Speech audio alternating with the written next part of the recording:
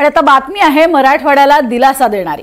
छत्रपती संभाजीनगरच्या जायकवाडी धरणाचा पाणी साठा हा 95.16% जाऊन पोहोचलाय। त्यामुळे धरणातनं यंदा दुसऱ्यांदा पाण्याचा विसर्ग केला जातोय। यामध्ये जायकवाडी धरणाचे एकूण 18 दरवाजे प्रत्येकी अर्ध्या फुटाने उघडण्यात आले आणि एकूण 9432 क्युसेकनं विसर्ग सुरू आहे। जिल्ह्यामध्ये जायकवाडीसह इतर मध्यम प्रकल्प देखील तुडुंब भरले आणि त्यामुळे शेतकरी देखील सुखावलाय। सध्या मराठवाड्यासाठी ही दिलासा देणारी बातमी, कारण जायकवाडी धरणाचा पाणी साठा हा 95%वर पोहोचलाय। अधिक माहिती घेऊयात मोहसिन शेख यांच्याकडनं। मोहसिन, काय सध्याचे अपडेट्स? प्रज्ञा, काही क्षणात दरवाजे उघडले जाणार आहेत। आपण जी माहिती दिली त्यानुसार 9400 च्या पेक्षा अधिक क्युसेकने हे पाणी सोडलं जाणार आहे आणि दुसऱ्यांदा मराठवाड्यातून हे पाणी सोडलं जात आहे। या माझे पाठी हे थोडेसे दृश्य तुम्हाला दाखवण्याचा प्रयत्न करतो। याच जायकवाडी धरणातून जे आहे तर काही वेळात जे आहे तर पाणी सोडले जाणार आहे। मराठवाड्याला दिलासा देणारी ही बातमी आहे आणि आपण जर बघितलं तर हे काही दिवसांपूर्वीच जायकवाडी धरणातून पाणी सोडण्यात आले होते। एकूण 27 दरवाजे आहे आणि या 27 दरवाजापैकी जे आहे तर 18 दरवाजामधून पाणी सोडलं जाणार आहे। मराठवाड्यासाठी दिलासादायक ही बातमी म्हणता येईल, कारण जायकवाडी धरणावर जालना असेल, संभाजीनगर असेल या जिल्ह्यांचा पाणी पुरवठा, पिण्याचा पाणी पुरवठा होतो। सोबतच मराठवाड्यातील 2 लाख हेक्टरवरील क्षेत्र हे या पाणी ओलिताखाली येत असतो आणि त्यामुळे मराठवाड्याचा जायकवाडी धरण भरलं की असं समजलं जातं की यंदा मराठवाड्यात चांगले शेतकऱ्यांसाठी चांगले दिवस आहे। मराठवाड्यासाठी पाऊस पाणी चांगला आहे, त्यामुळे सर्वांच्या नजर या जायकवाडी धरणाकडे लागलेल्या असतात आणि जायकवाडी धरण कधी भरेल या कडे सर्वांचे लक्ष लागलेले असतात। आणि काही वेळात आता या 18 दरवाजे जे आहे तर हे उघडले जाणार आहे।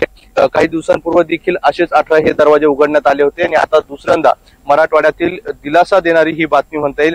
पुन्हा एकदा जायकवाडी धरणाचे हे दरवाजे उघडले जाणार आहे। काही क्षणात आपण जर बघितलं तर वरती अधिकारी देखील पोहोचलेले आहे आणि हे दरवाजे खोलण्याचे जे आहे तर हालचाली सुरू झालेल्या आहे आणि काही क्षणात या गोदावरी पात्रात हे पाणी पडणार आहे। त्यामुळे मराठवाड्यासाठी हे मोठी दिलासादायक बातमी म्हणता येईल। नक्कीच तुर्तास धन्यवाद मोहसिन या संपूर्ण सविस्तर माहितीसाठी। तर सगळ्यात महत्त्वाचं मोहसिन, अजून एक प्रश्न तुम्हाला घेते की मुळात या अशा पद्धतीने पाणी सोडलं जाणार आहे, त्यामुळे त्याचा फायदा सुद्धा मोठ्या प्रमाणात शेतकऱ्यांना होणार आहे। मराठवाडा हा दुष्काळी भाग म्हणून त्याची खरं तर ओळख, मात्र 95% भरलेल्या या संपूर्ण धरणाचा आणि आसपासच्या परिक्षेत्रातल्या भागाला कशा पद्धतीने येत्या काळामध्ये फायदा होऊ शकतो याबद्दल माहिती द्या।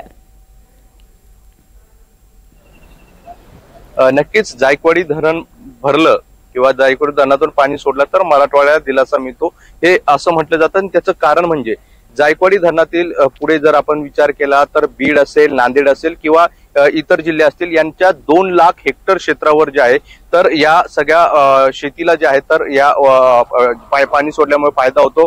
यासोबतच जालना जिल्ह्याची शहराचा पाणी पुरवठा असेल, संभाजीनगरचा शहराचा पाणी पुरवठा असेल आणि संभाजीनगर मधील जेवढ्या औद्योगिक वसाहती आहे या सगळ्या औद्योगिक वसाहतींना देखील याचा फायदा होतो। त्यामुळे कुठेतरी जायकवाडी धरण भरलं किंवा यातून पाणी सोडलं तर मराठवाड्यातील बहुतांश भागा म्हणजे जिल्ह्यांमध्ये हे पाणी पोहोचतं आणि याचं फायदा होतो। आता हा पाणी जेव्हा सुटलं जाईल गोदावरी पात्रे तर नांदेडच्या विष्णुपुरी धरणापर्यंत जाईल। आपण जर विष्णुपुरीची आकडेवारी बघितली तर सध्या एवढा पाऊस पडला असला तरी विष्णुपुरी धरण हवं तसं भरलेलं नाही, मात्र जायकवाडीतील जेव्हा विसर्ग केला जाईल तर याचा फायदा देखील नांदेडला देखील मोठ्या प्रमाणात होणार आहे, बीडला देखील होणार आहे, जालना असेल, संभाजीनगरला होईल आणि यासोबतच जायकवाडी धरण भरलं तर बाजूच्या बॅकवॉटर परिसरातील मग अहमदनगर असेल म्हणजे आत्ताचं अहिल्यानगर असेल यांना देखील या सगळ्याचा फायदा होणार आहे।